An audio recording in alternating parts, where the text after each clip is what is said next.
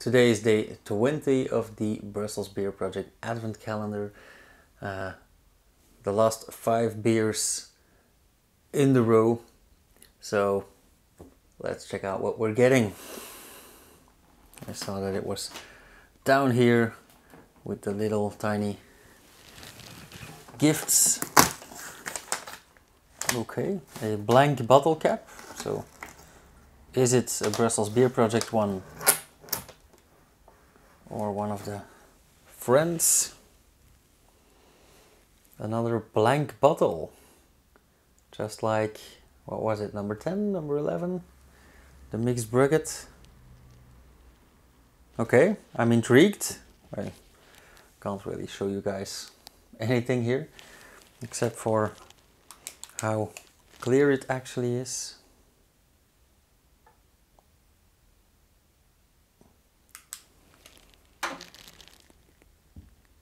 Okay, guess I'm gonna have to look this one up again.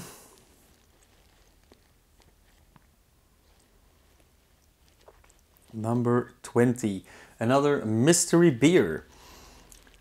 Find the right description. Either 1, a special mix between pale ale, barley malt, locally sourced honey and fermented with a mixed fermentation culture, a funky and complex braggot with fruity and floral nose, crisp carbonation and a touch of refreshing acidity. Or, number 2, 3 consecutive double mashes to get the desired 28 degrees Play-Doh in the wort. The result is a thick 2.1% Imperial Stout brewed with local honey and walnuts. Well, I'll be damned if this is an Imperial Stout. So just by the clarity and the color of it, I would say number 1. A pale ale barley malt, locally sourced honey and fermented with a mixed fermentation culture. Okay. Let's check it out.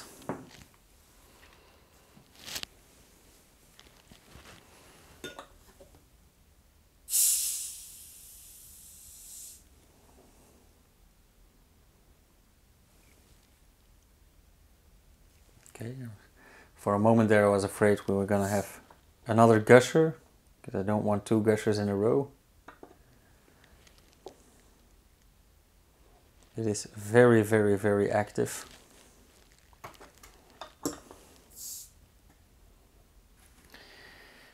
All right, almost had a gusher there. Again, away with the bottle cap. Let's see how this goes. It has a very, very Brettanomyces-like scent. A bit of a slightly sour fragrance.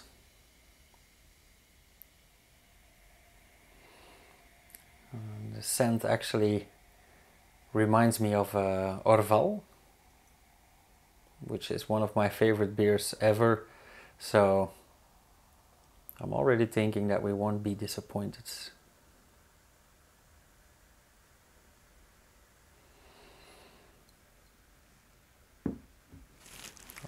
Listen to that.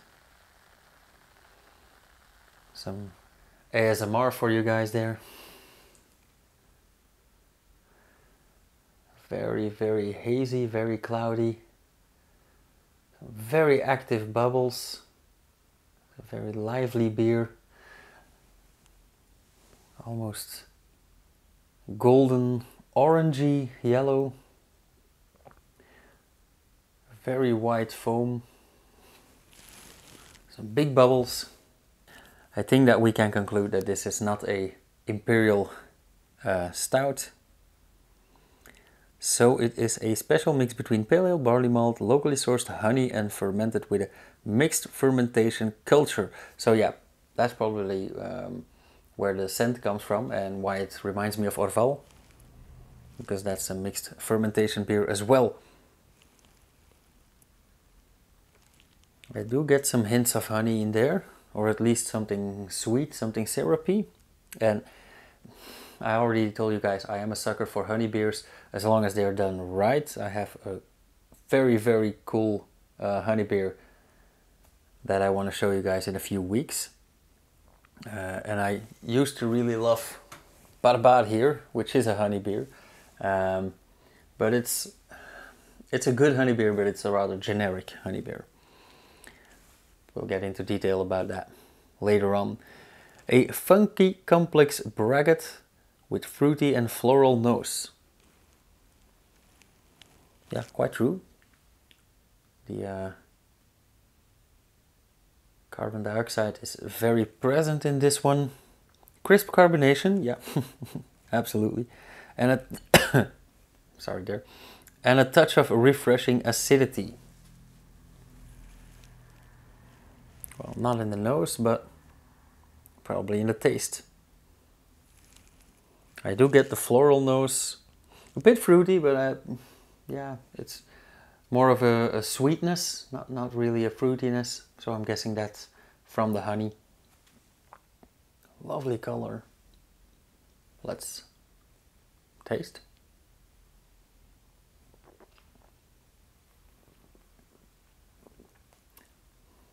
Oh wow, this really, as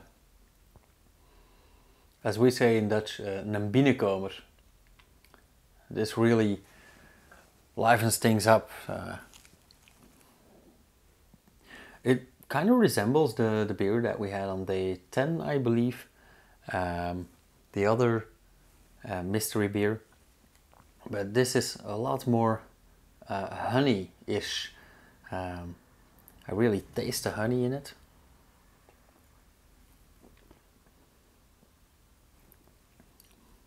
Like a lot. And the refreshing acidity that they're speaking of, a bit of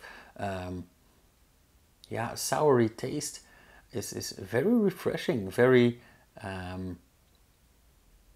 very pleasant. The combination of the slightly sour taste with the sweetness and the aftertaste of the honey is a great combination. I haven't had that before, but I am instantly a fan.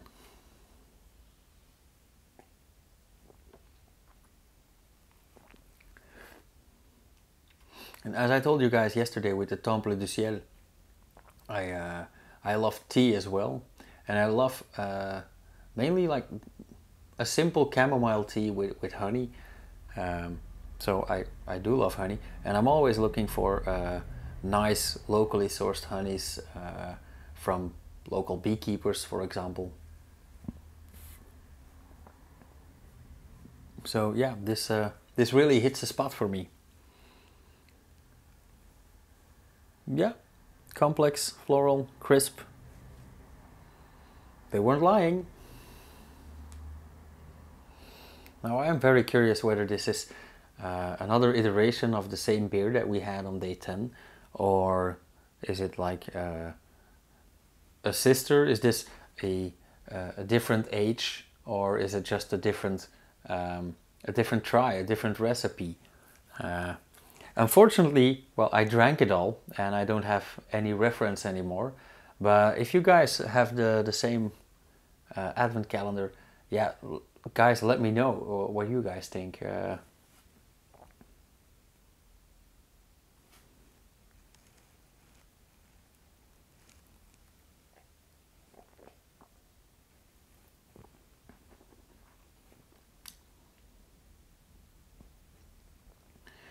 Yeah, it's very well made.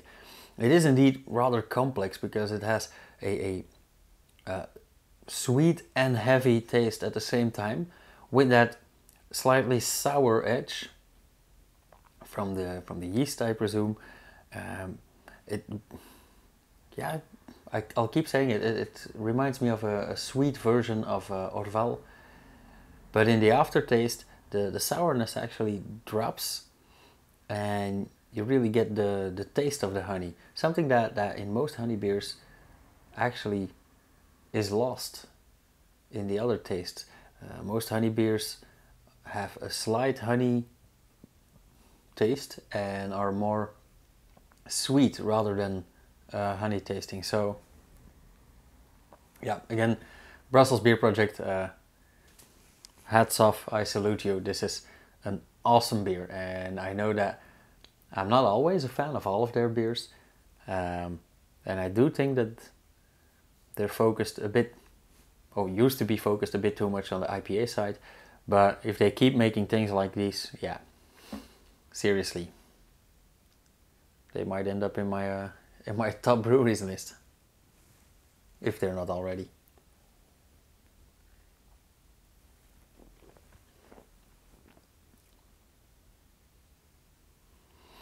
Okay, guys, that's it. I'm gonna call it a day here. I'm gonna enjoy the rest of this this glass and this bottle, of course.